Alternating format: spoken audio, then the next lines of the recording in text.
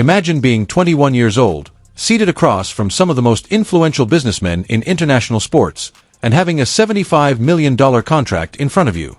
Rather than taking up the pen, you just slide your chair back, get up, and leave the room. Eala accomplished just that. And the world of tennis wasn't the only thing rocked by what transpired next.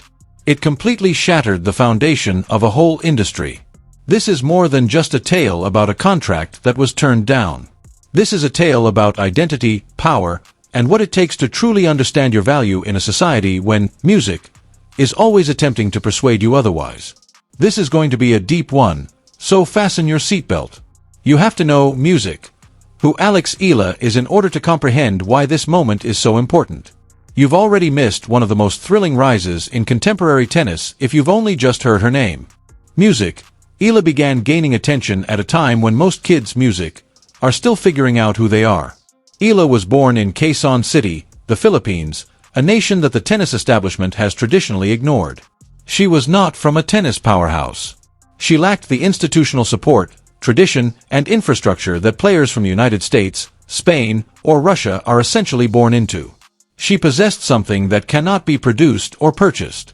An almost terrifying blend of unadulterated skill, mental toughness, and a sense of self so distinct and firmly rooted that it would ultimately turn out to be the precise thing that altered everything. She was considered one of the world's best players by 2026. 171,000 people watched her pre-tournament press conference at the Australian Open online. Not just more than her classmates, but also more than Aryna Sabalenka, Carlos Alcaraz, and Coco Gauff. When she performed, stadiums were sold out.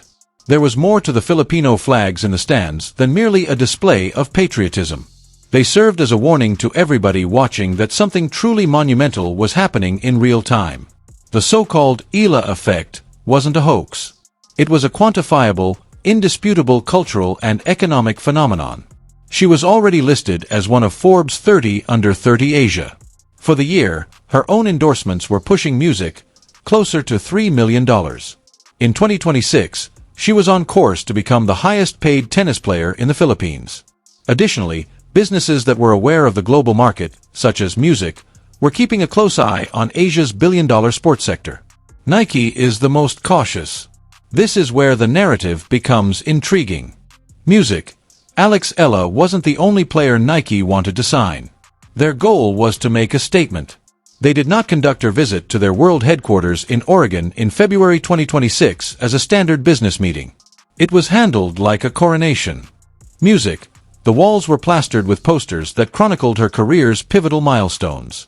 Inspired by the sampaguita, the national flower of the Philippines, a unique shirt was created in her honor, obviously intended to convey music, something very intimate.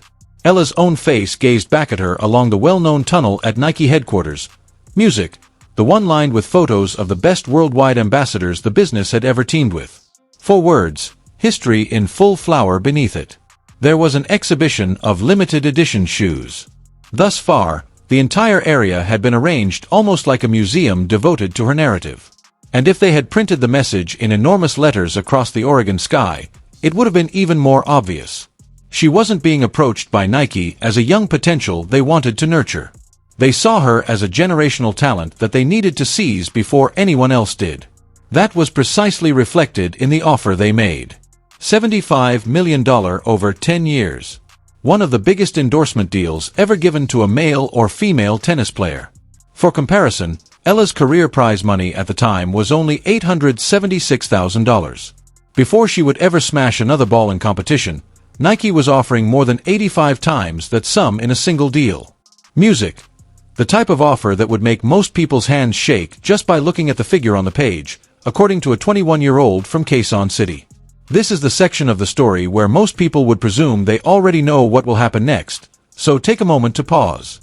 The story ends when a young player accepts a huge offer, signs a contract, and their life is irrevocably altered. That is the script that has been acted out 1,000 times.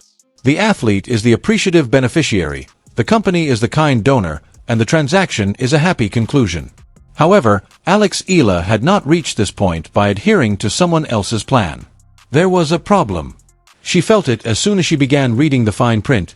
Despite the red carpet, the special shirts, the custom shoes, and her own visage gazing back at her from a fabled hall of athletic prowess. Since then, people with knowledge of the negotiations have provided a detailed account of the particulars of Eala's worries. The contract as it was offered asked for more than simply her time, name, and traditional likeness. It was requesting authority. Nike demanded significantly more control over her public persona than she was comfortable with. Her capacity to collaborate with companies that were important to her personally and culturally would have been greatly hampered by constraints on other endorsement agreements. People acquainted with the negotiations claim that the contract structure was not intended to feel like a partnership. It was intended to feel like a purchase. And those two things differ significantly from one another. In actuality, Eala had joined Nike in 2019.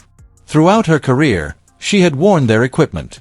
Nike sent her a customized outfit with a Sampaguita-themed hair tie and a handwritten note that said, "Every dream begins as a seed, music, and what you plant, you'll one day reap a Filipina on the grass courts of history, not music, just playing for herself, but carrying a nation in full bloom." She made her Wimbledon debut in 2025. That note wasn't insignificant. That gesture was not insignificant. This was a brand she had trusted. She had thought that true respect for one another was the foundation of their relationship. However, trust is a two-way street. As she would subsequently show, she understood better than nearly everyone in that negotiation room.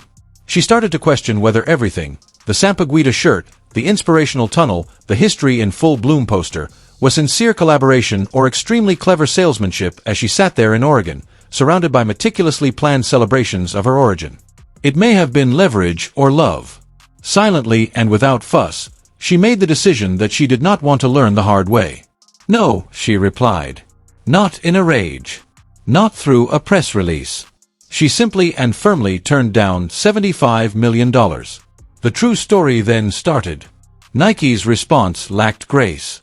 Numerous reports of what transpired in the days that followed now make that much evident. The executives, who had personally chosen those career posters, commissioned that special shirt, and hung her image in that tunnel, were initially taken aback before becoming enraged. For them, this was more than simply a business music setback.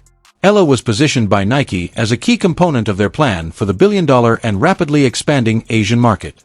There are more than 110 million people living in the Philippines alone.